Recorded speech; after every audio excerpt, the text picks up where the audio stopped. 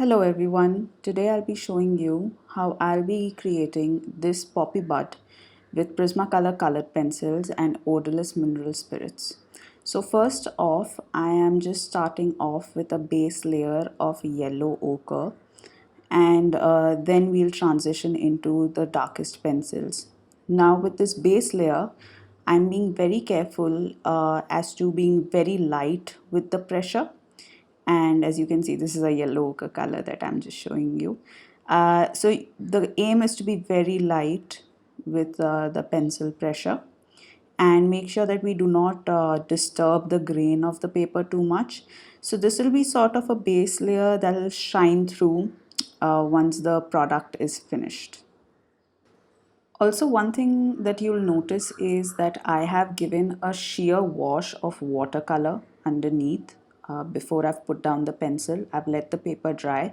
Now, this sheer wash of color is a extremely light green color, just so that I don't have to work too much on covering up the grain of the paper.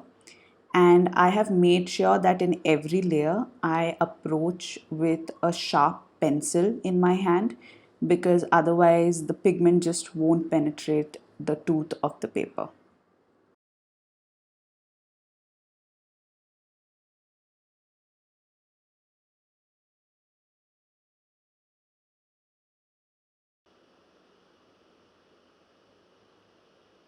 So now I'm reaching out for my lime peel color.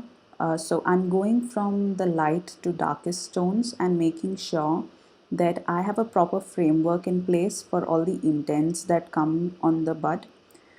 Now we want to make sure that we don't touch the highlighted areas too much, because again, if we go over with a darker color over the highlighted areas, it will not be as bright, and I want the highlights to be nice and bright against the dark background. So over here you will see me use a very sharp pencil again and use very light pressure again, just to make sure that we have a basic framework in place over the bud with the lime peel color. So this is the second lightest color in my palette of colors.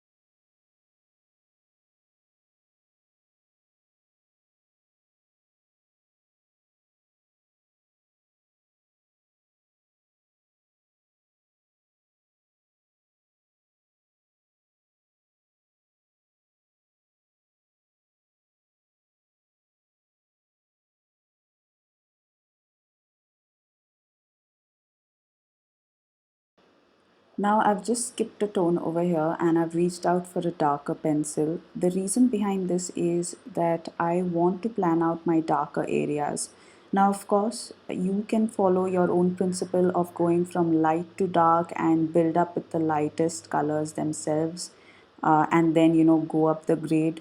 But what I do usually is I like to plan out my darker areas a bit in advance, so that I know with complete clarity that this is where the shadows will be there. Again, I am using very gentle pressure, and over the course of the creation of this poppy bud, you will see that I gradually build up with light layers using light pressure, so that I don't lose the grain of the paper. So this is a dark green color that I'm using over here, but you can use any dark green of your choice in your collection.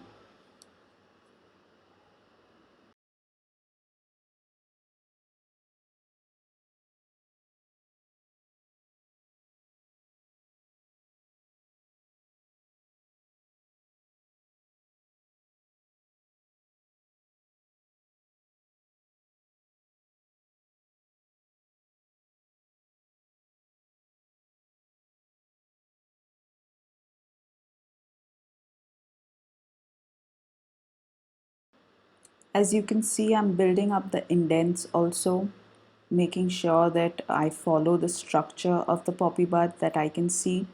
and making sure that I have those lines in place also so that they work as my guidelines when I'm going ahead and using more pressure later on.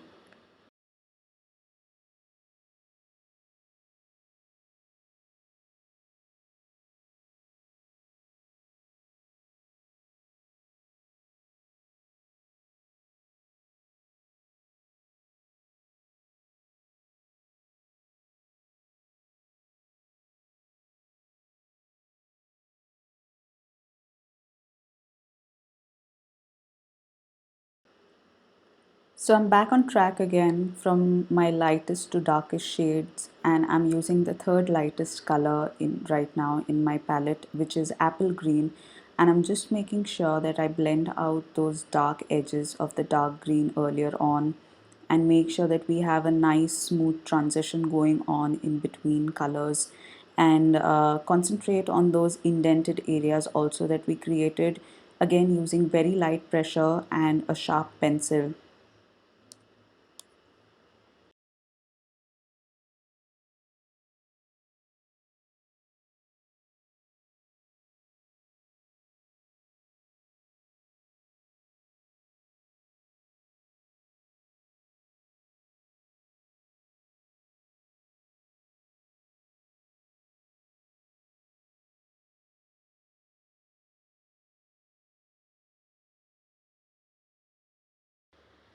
So now I've picked up my lime peel pencil again that I'd used earlier before the darker green to blend out the apple green that I've put down. So over the course of coloring the bud, you'll see me switch in between the light and dark colors that go side by side to blend them out. And again, this is how you create a really smooth transition in between colors by constantly switching in between them, making sure you have a sharp point and making sure you have even strokes when you're putting the pencil down on paper.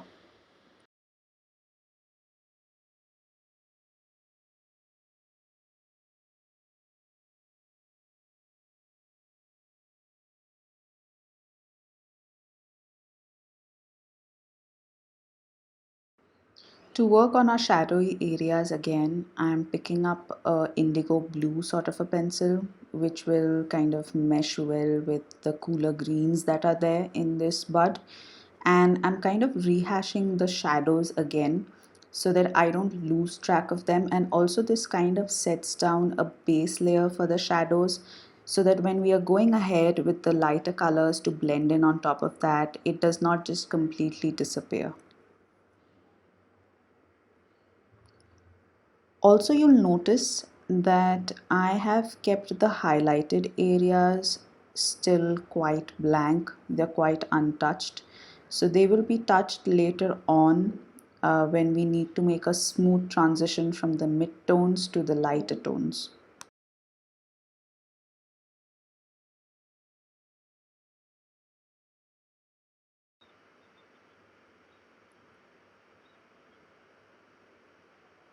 To blend the indigo in, I am again using a dark green color. This is the same system that we followed for the apple green color and the lime peel color if you go backwards. So again, to make a nice smooth transition going on, we need to have a good mid-tone, and since indigo blue is a proper blue based color, we want to make sure that there is enough green on the borders and overlaying on top of it also, so that we can create a nice smooth transition for the shadows.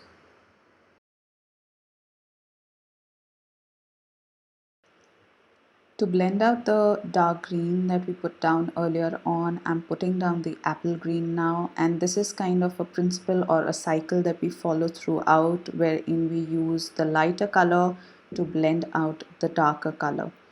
And just make sure that everything is nicely laid down, and you'll see that layer by layer we're kind of building up the pigment that goes onto the paper and fractionally increasing our pressure.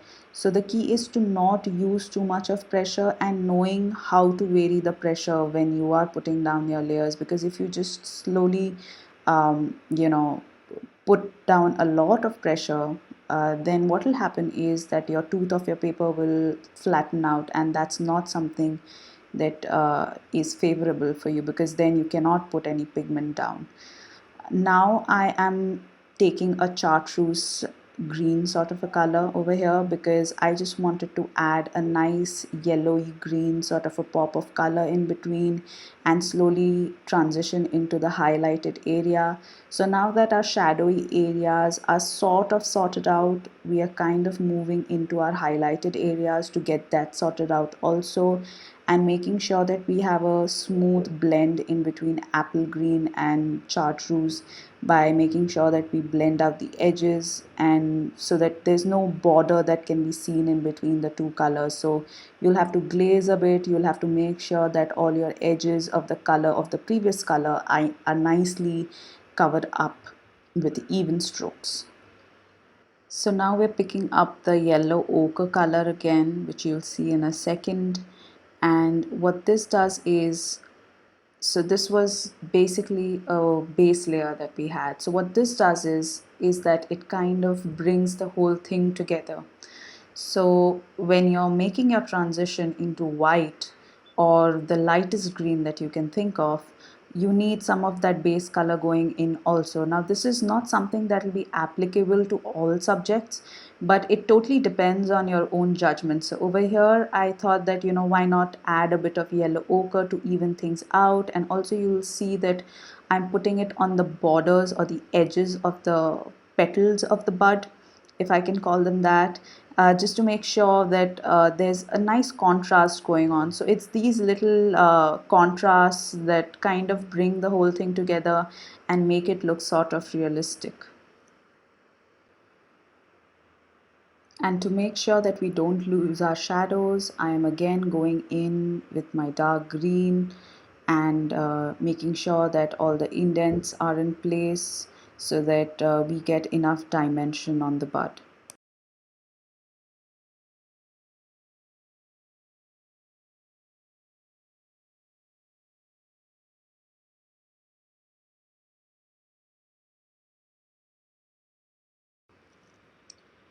Again, using apple green to blend it all out, making sure that we have a nice layer of pigment going on using light medium pressure.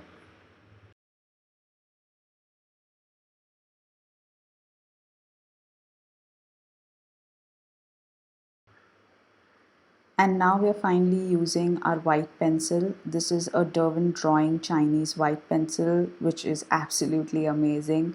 If you guys are interested in buying a good white pencil, this is actually better than the Prismacolor white or the Caran d'Ache white.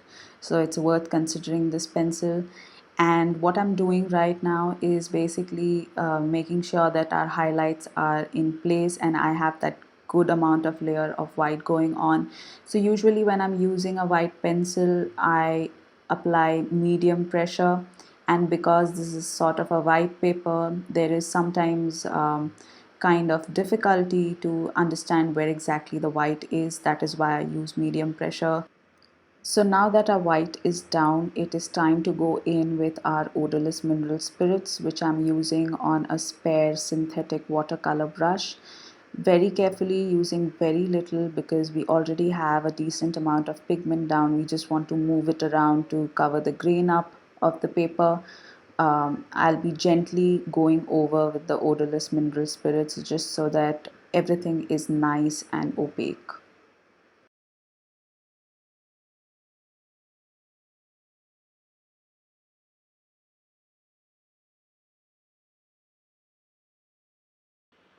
So after we are done using our odorless mineral spirits, we'll be following the same cycle again, where I'll just be using the lighter colors and a bit of the darker colors also, to kind of re-emphasize the highlighted areas, the mid-tones and the darker areas.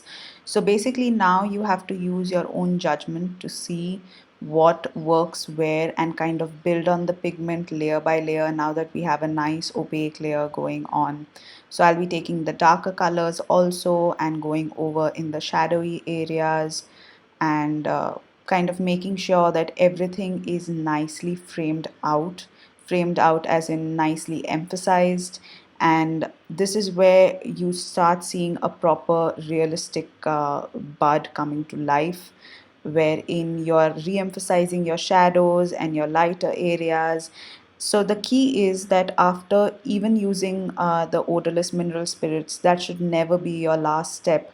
You should always go in with another 2 3 layers of color if possible, or one layer also if you're in the mood for that.